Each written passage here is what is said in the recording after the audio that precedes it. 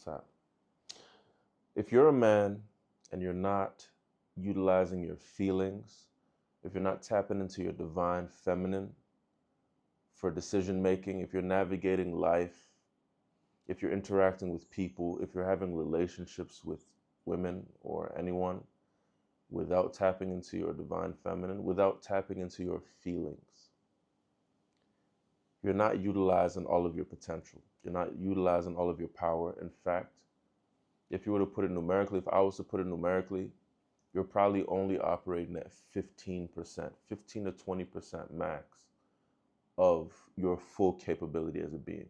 If you're a man that's only utilizing the masculine energy, if you're not tapping into the divine feminine, if you're not consulting your feelings, your emotional body, your emotional state before you're making decisions, as you're interacting with people, as you approach this life, you're only operating at a small percentage of your full capability.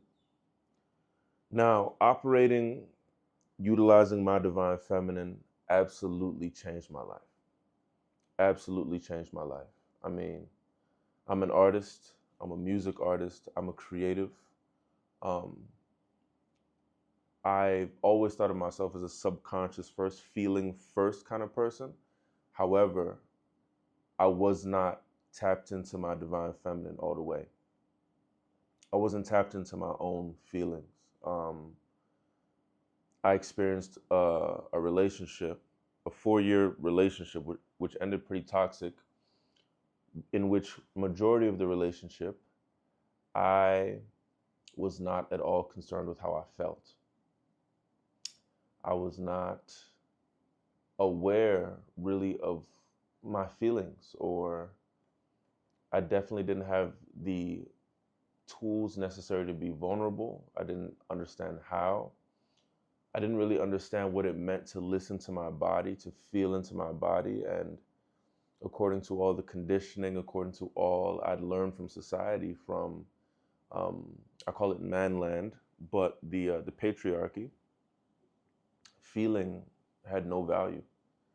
Feeling was not going to help me get to where I need to go. Feeling was not going to help me to provide for my family, my children, my wife. Feeling was not, there was no place in the equation for feeling. Um, and that was a huge reason why I ended up in a toxic relationship, where I ended up um, basically subjecting myself to a relationship where my needs weren't being met because I didn't know what my needs were. I couldn't feel for my needs to even vocalize them, to even express them, to even set boundaries to protect them, you know? And this is just a glimpse into the whole world um, of the divine feminine, of emotion, of feeling that you're cutting yourself off to. Um, this topic goes really deep. There's a lot that we could talk about with this topic.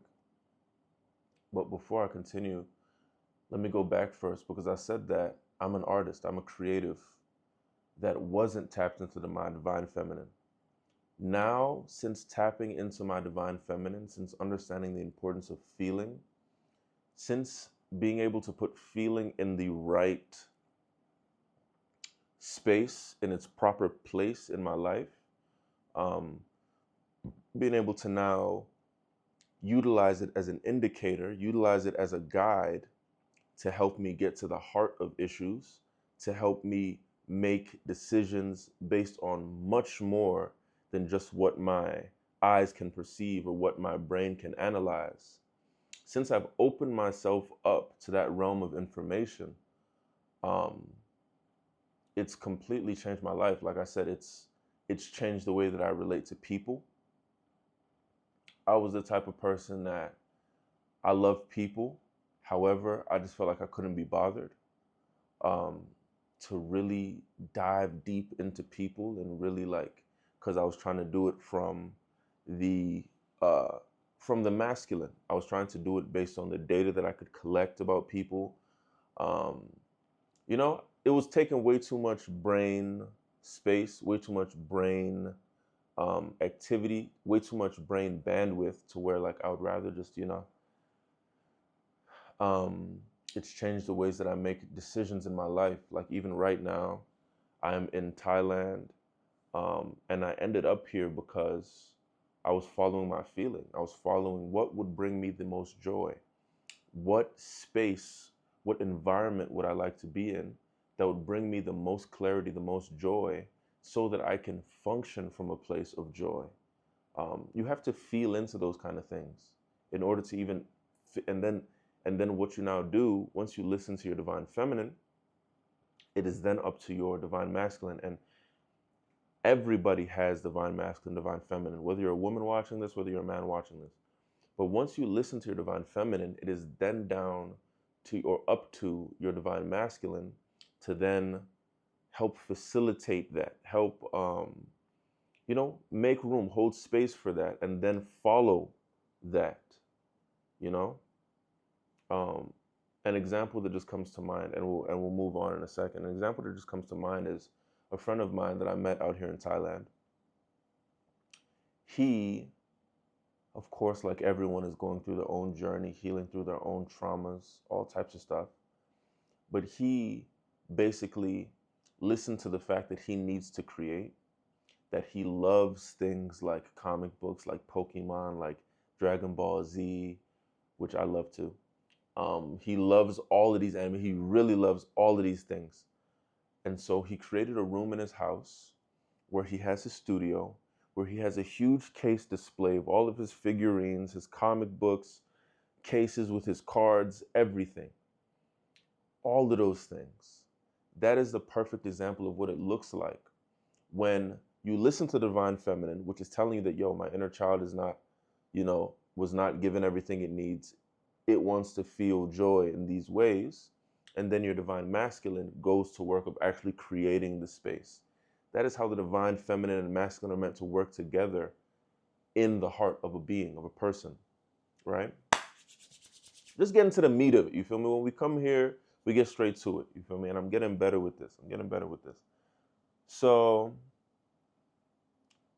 yeah.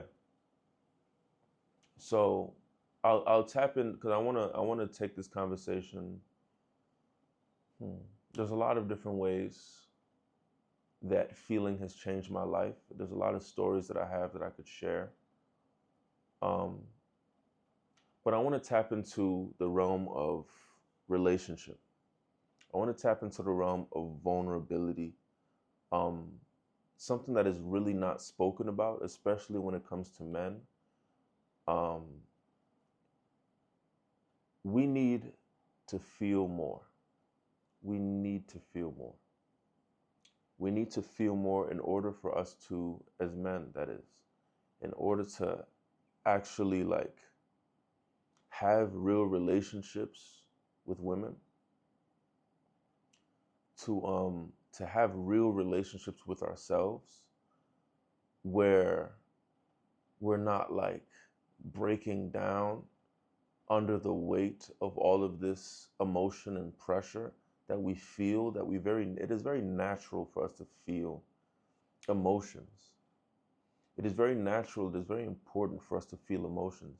It is very important for us to feel loved, for us to feel like our needs are being met.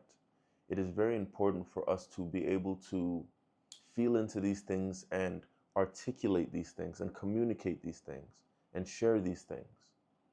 These are all part of being the best version of yourself, of improving yourself. It is extremely important.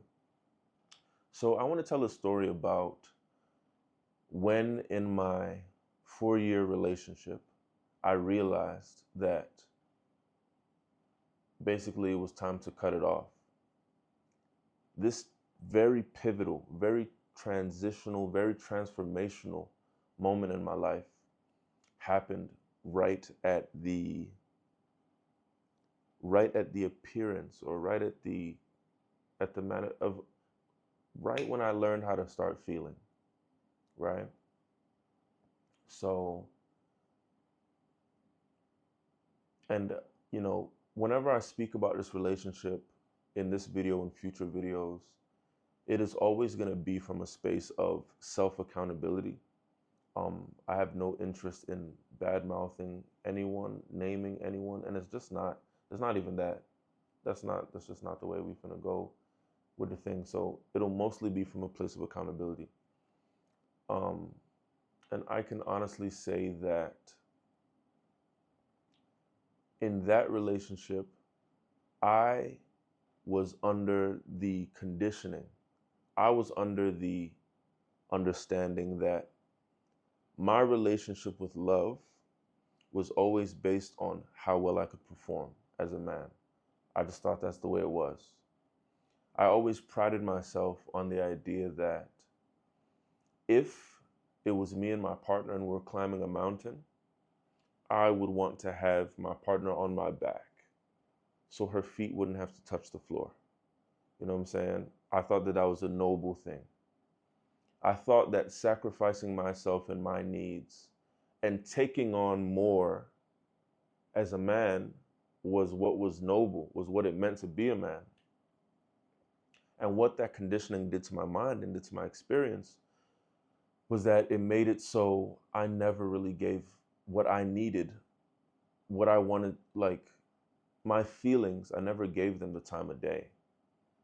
Um, I didn't even know they were there to give them the time of day. And that's what that kind of conditioning does to a man. Like, you don't realize the ways in which you're not feeling, the ways in which you are not honoring yourself.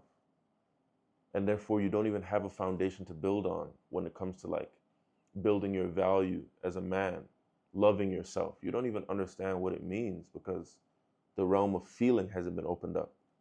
I was that person.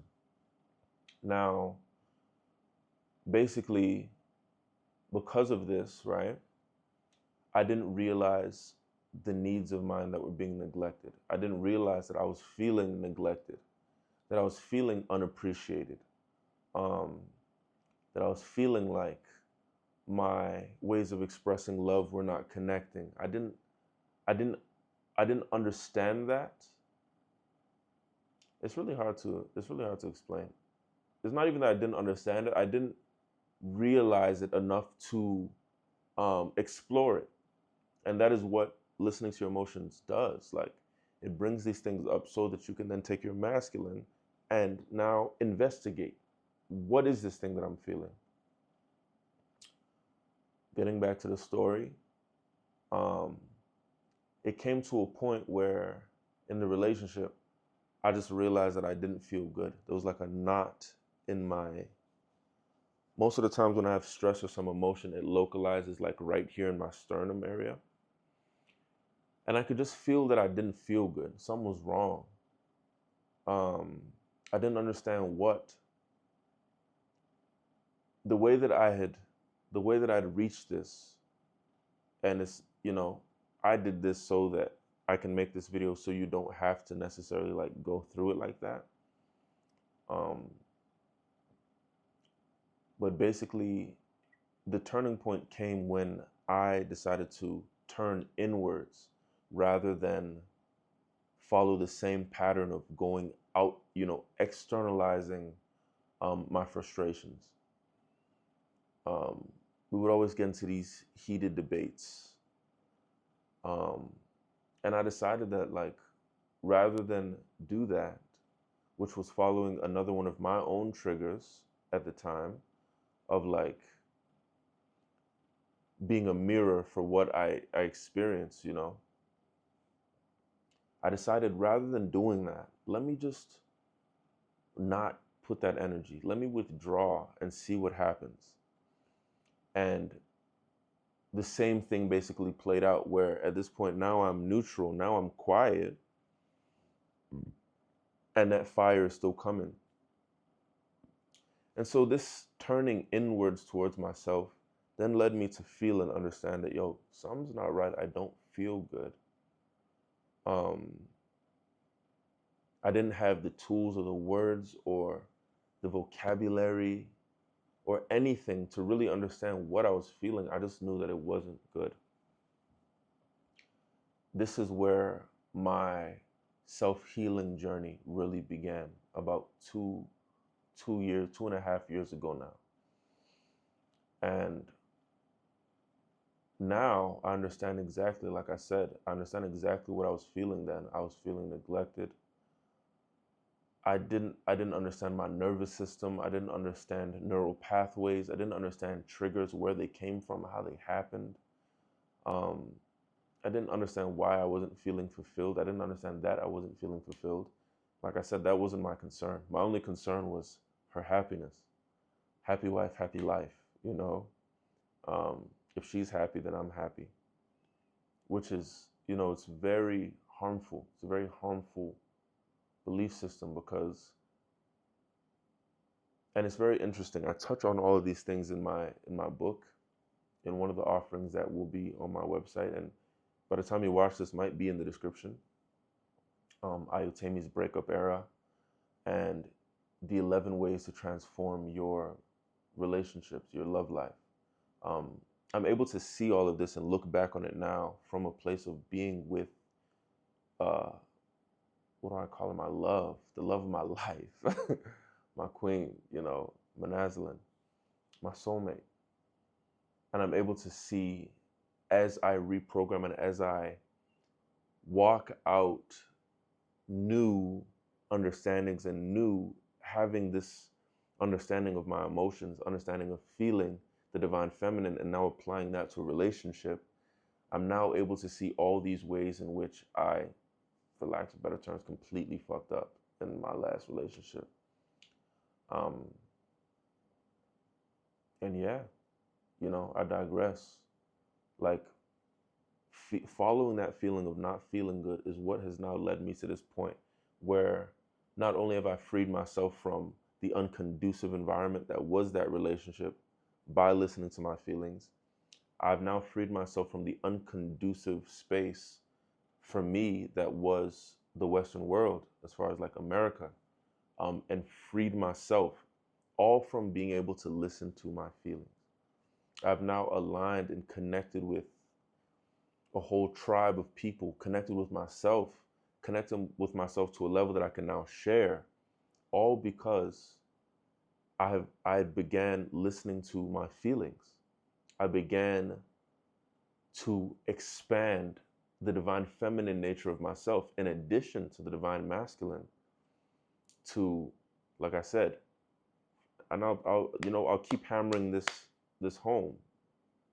You feel something, and then your divine masculine then is able to put it into action and move. Like, I felt it was unconducive for me in America. So my divine masculine was like, all right, we're gonna leave. We're gonna jump. We're gonna make that bold leap. Like I said in my last video. Um, so yeah, it's extremely important, yeah. It's extremely important. That's one of the ways that it's manifested in my life. You know what I'm saying? Yes, life changes. Yeah.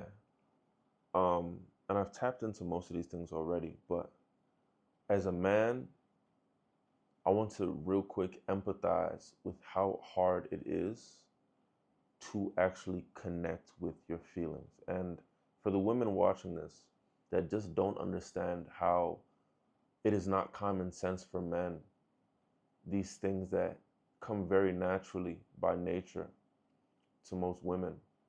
Um,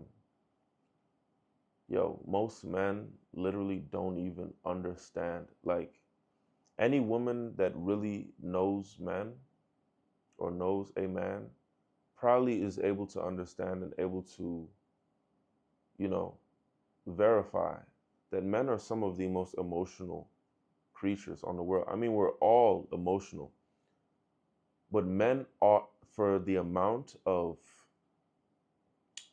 faking and flexing and all of that, men are probably the most emotional beings in the world. For any woman that like knows a man, has a man, and understands that man, we are very emotional creatures.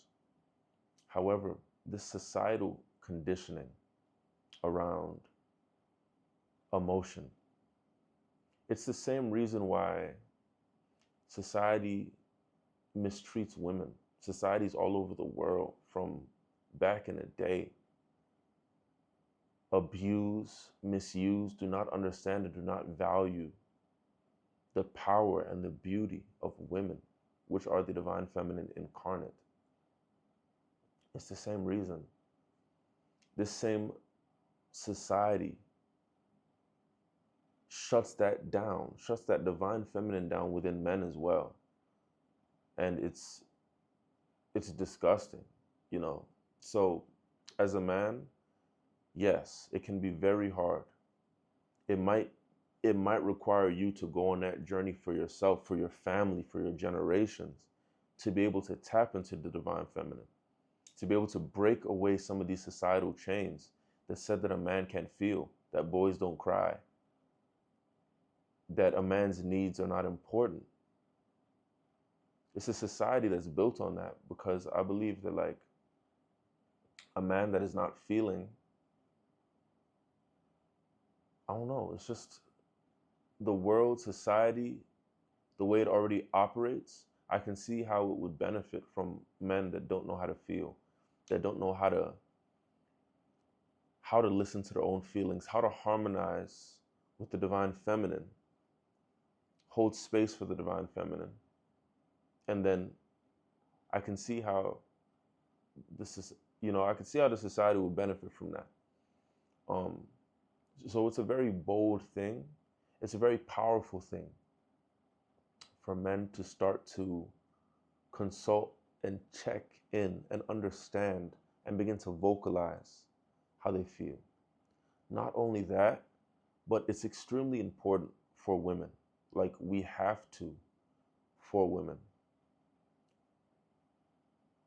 The fact that we do not understand the divine feminine manifests in so many ways that we cannot even conceptualize. And I was just talking with Manazlin about this the other day. One example that's just mind-blowing that you might not have thought about. This whole way that we experience life and how we exist, as far as like day and night, working every day, the work week, going to work all day, coming back, going to sleep, waking up refreshed, going to work every day. That is a man thing. That is a masculine thing. Women naturally do not function that way. So it's basically like the difference between the sun and the moon. The moon has phases that each day it's in a new phase. It continues.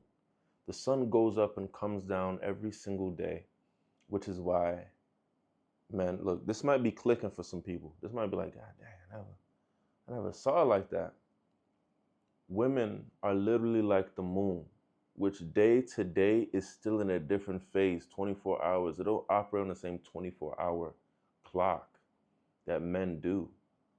And literally, our inability, like our lack of understanding and lack of being attuned to the divine feminine, is causing that huge glaring oversight that is literally the fabric of most of the worlds that we exist in today, especially in the Western world, And if you think about it, like the moon is so crucial. It's like we're operating based on the sun and forgetting the moon.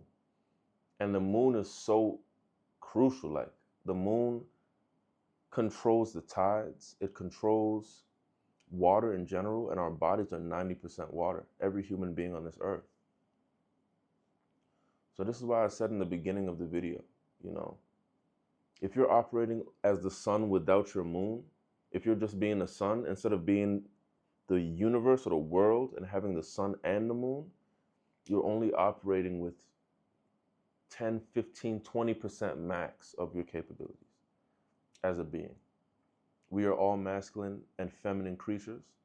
And part of this shift into this new consciousness is about us aligning both, harmonizing both, utilizing both aspects of ourselves to create a holistic experience. When the masculine and the feminine energy come together, that is where something as incredible as life, a living, breathing human being, can come out of that. Anything can be born from the masculine and feminine properly harmonizing together First within a person, first within a man, within a woman, and then within two. It's incredible what can happen. And you can see why it would benefit a society for the masculine and the feminine not to be harmonized. You know what I'm saying? We're not getting into conspiracy theories and stuff like that, but you can see why. You can see why. So this shift of perspective, this shift of consciousness, it might be the first person in your family, in your generation, to be shifting these things, to be changing these things. But that's what's happening. That's what we're doing. That's what we're doing here on this channel. You know what I'm saying? That's what we're doing. It's a movement. We're moving with the shift. You feel me? So now, some real practical steps to start listening to your feelings. Number one is practicing mindfulness. Practicing mindfulness. When you are able to stop and listen and feel into your body, feel into your human experience, and be mindful, reflect on things that have played out, in your experience that maybe you felt like you could have did better. Reflect, being self-aware, being able to actually see, this is the thing.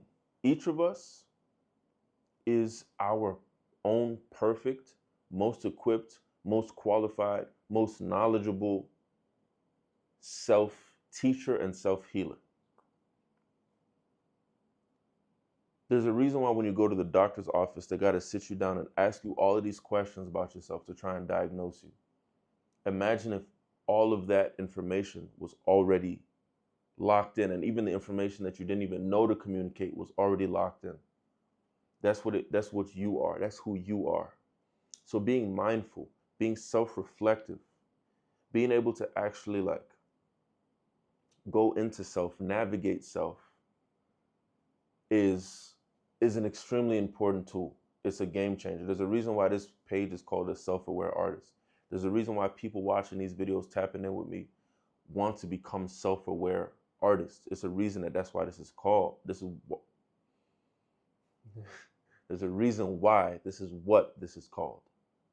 Okay? It is an amazing gateway into understanding what you're feeling. Like I said, in that first instance, it was me being mindful. It was me feeling and being like, okay, I don't feel good. What don't I feel? Why don't I feel good? What do I feel? What don't I feel? You know? So that mindfulness journey is a very good way to start tapping in with yourself to see how you feel. Ask yourself these questions. How do I feel? What would make this better? What does my ideal emotional, spiritual state look like and feel like? What do I want to feel like? What do I feel like now? What is causing me to feel like this and not like that? What is getting in the way? Like, all of these things come right after you start to listen to how you're feeling. Extremely powerful tool. Invaluable tool. Whatever conditioned us and told us that boys don't cry, we're not supposed to tap into our feelings, all of that is bullshit. I'm calling that right now. And it's finished. It's done for. All right, so yeah. Number two, identifying and naming emotions. This is extremely important. Like I said, one of the main problems that I had was that I didn't have the vocabulary to be able to actually navigate my emotions. I wasn't able to pinpoint and say that, okay, not only do I just feel sad, which I feel sad, I don't feel good, I feel neglected. I feel unappreciated. I feel overwhelmed. I feel overextended. You know, it is very important to start to distinguish between the things that you feel, the actual emotions, and naming them. So a practice that you can do for that throughout the day, start naming the different emotions that you feel. If you feel happy, if you feel excited, if you feel optimistic, if you feel joyful, if you feel anxious, if you feel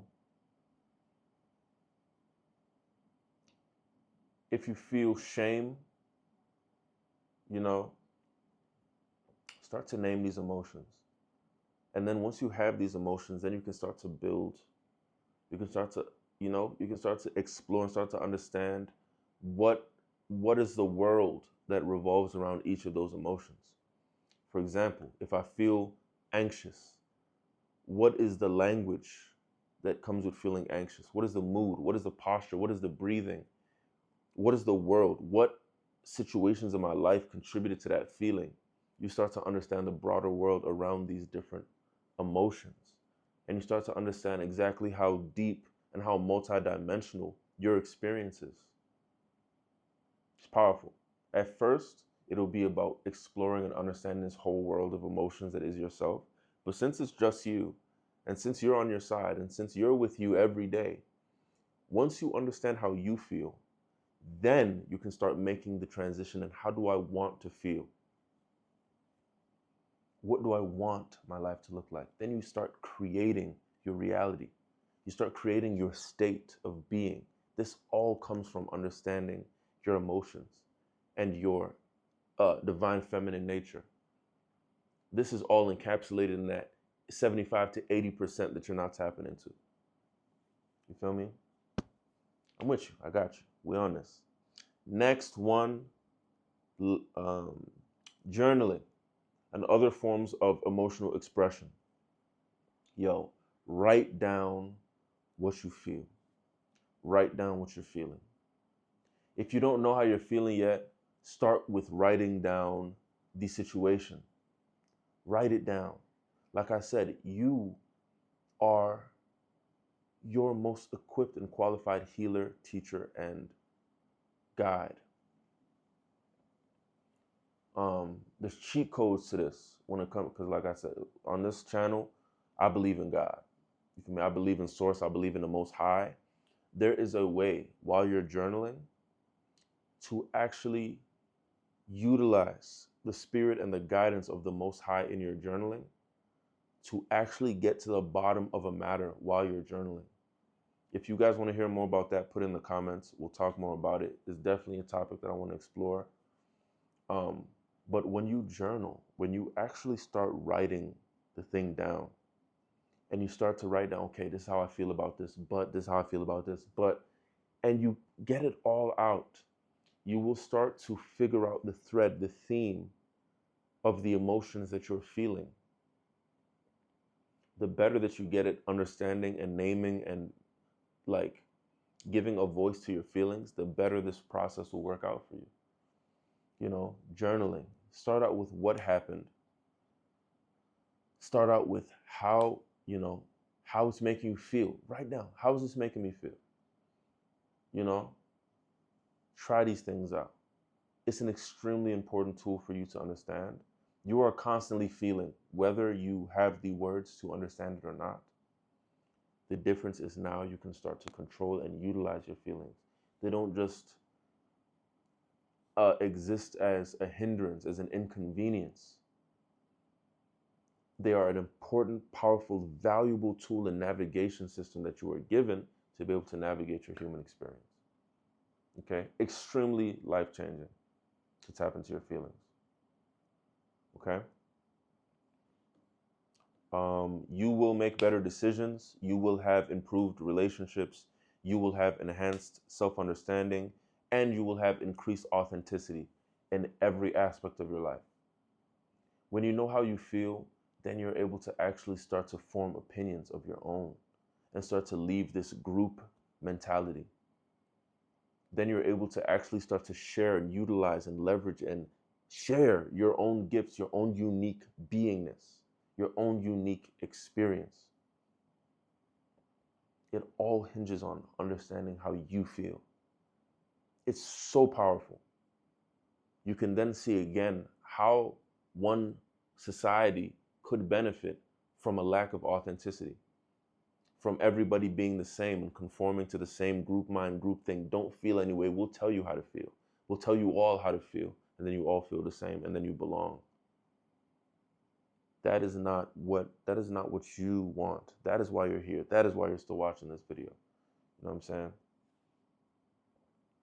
Yeah, so I feel like we've covered pretty much everything I want to talk about in this particular video when it comes to feeling.